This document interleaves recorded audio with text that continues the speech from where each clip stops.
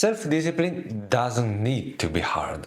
It's just that most people make it harder than it needs to be because they think that discipline means denying yourself any pleasure and forcing yourself to do things you don't want to do.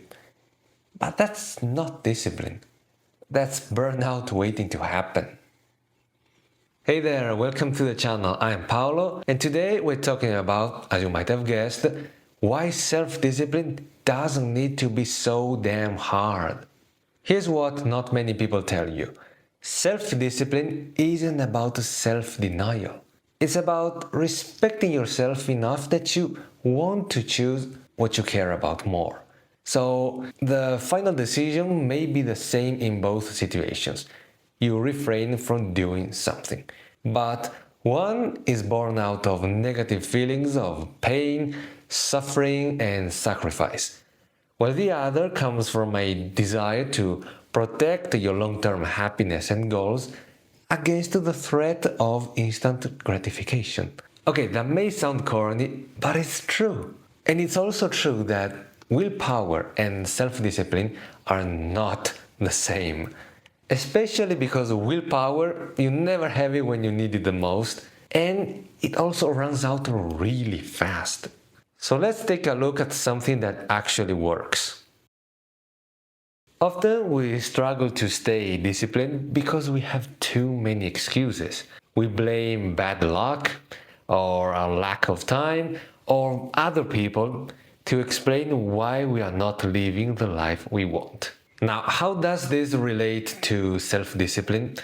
Well, because when you blame external factors, you're basically saying that you are not responsible for your life, that it's always something or someone else's fault. Therefore, your brain thinks that logically, it's not you who should be more disciplined. It's life that's too damn hard. If your life were easier and better, you wouldn't have to struggle so much. And maybe you wouldn't even need to be so disciplined.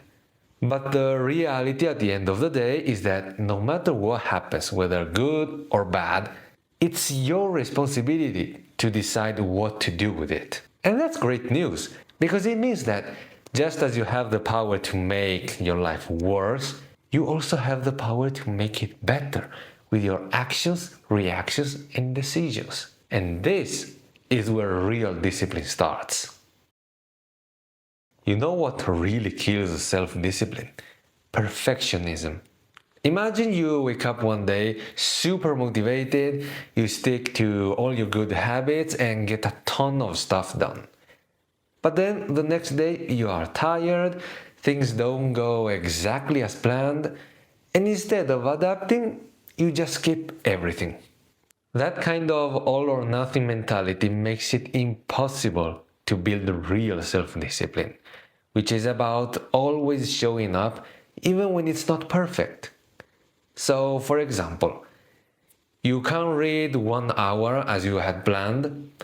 Perfectionism will tell you, okay, nothing for today, retry tomorrow.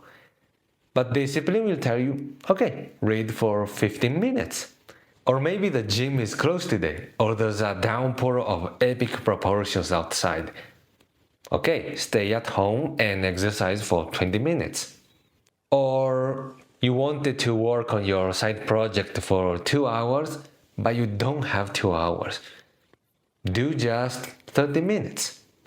You get the idea.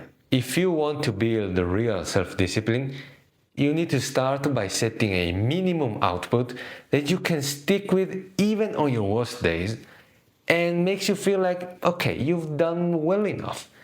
Maybe not as good as you wanted to, but much better than nothing.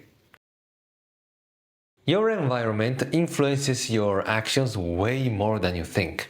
So if it's not designed in a way that makes self-discipline easier, then no amount of willpower will ever be enough. That's why if you are trying to be more productive at work or when studying, don't try to force yourself to simply focus. Instead, tidy your desk to remove distractions, silence your phone, or work somewhere quiet. Or if you want to stick to a healthy diet, don't fight temptations, remove them. Take your junk food and put it somewhere difficult to reach, or better yet, don't bring it into your house in the first place. And if you want to read more books, same thing.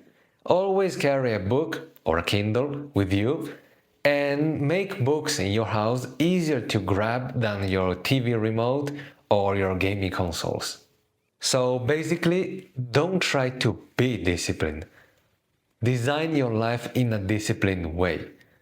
If you can do that, from the outside it will look like you are super disciplined and have strong willpower, when in reality you're putting less effort into it compared to people who are trying to will themselves into becoming disciplined without ever changing anything about their environment. In conclusion, again, self-discipline doesn't have to be hard.